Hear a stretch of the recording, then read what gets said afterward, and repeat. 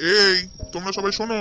কালকে বাইরের স্কুল থেকে একজন শিক্ষক আসবেন, তোমাদেরকে প্রশ্ন ধরবেন। তোমরা এক কাজ করো, কালকে ইতিহাস এবং ভূগোলটা ভালো করে পড়ে আসবে। উনি ইতিহাস এবং ভূগোল থেকেই তোমাদেরকে প্রশ্ন ধরবেন। ঠিক আছে স্যার, সব ঝাড়ার জলের মতো মুখস্থ করে আসবো। তুই থাম, এর আগের বার যা উত্তর দিয়েছিলিস। সকলকে বলছি কালকে যেন সব ঠিক ঠিক উত্তর দেওয়া হয়। ঠিক আছে স্যার। ঠিক আছে স্যার। আর কেলটু, তোকে বলছি তুই যেন আমার মানটা একটু রাখিস, অন্তত কিছু না পারলেও চুপ করে বসে থাকিস। হ্যাঁ স্যার। আচ্ছা, সবাই এসেছিস তো? এ কি রে, ঘনা আসেনি কেন? স্যার ওর বিয়ে, মানে স্যার ওর দিদির বিয়ে। ও আচ্ছা আচ্ছা, তোরা সবাই চুপ করে বস। আপনি আসুন আসুন, ভিতরে আসুন। কেমন আছো সবাই? ভালো ভালো স্যার, ভালো। বেশ, তা তোমাদের স্যার নিশ্চয়ই তোমাদের কালকে বলেছেন যে আমি আজকে আসবো এবং প্রশ্ন ধরবো। হ্যাঁ স্যার। তোমরা সবাই পড়ে এসেছো তো?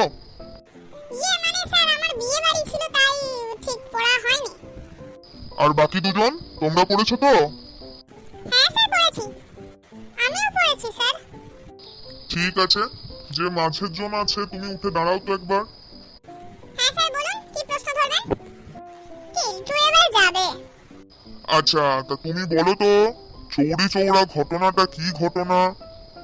এই রে, এটা তো মনে নেই, কিন্তু যাই হোক কিছু একটা করে গাঁজাখুরি হলেও চালাতে হবে। চৌরি চৌরা ঘটনা ইতিহাসের পাতায় ভীষণ স্মরণীয়। আমরা সবাই জানি গান্ধীজির মাথায় একটা চুল ছিল না, পুরোটাই টাক ছিল।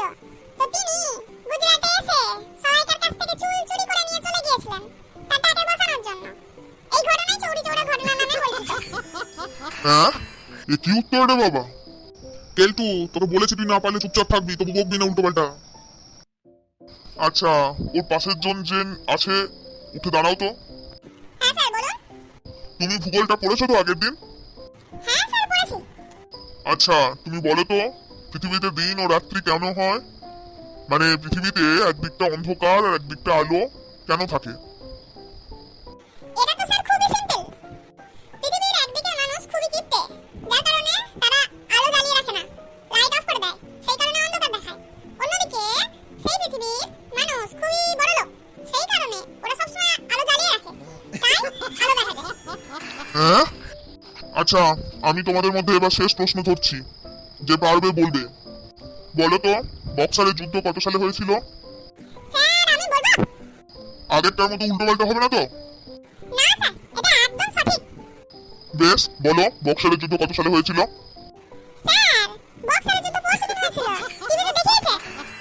টিভিতে বক্সারের যুদ্ধ দেখিয়েছে? তুই কি বলছিস রে? হ্যাঁ স্যার, আমি দেখেছি, দুটো বিশাল দামড়া দামড়া লোক বক্সিং করছিল, ওটাই তো বক্সারের যুদ্ধ। এবং যে জিতেছিল সে একটা বেশ পেয়েছিল। ভিডিওটি ভালো লাগলে অবশ্যই একটি লাইক, কমেন্ট এবং শেয়ার করে দেবেন। আর চ্যানেলে নতুন হলে চ্যানেলটিকে একটা সাবস্ক্রাইব করে দেবেন। আরো নতুন নতুন ভিডিও দেখার জন্য।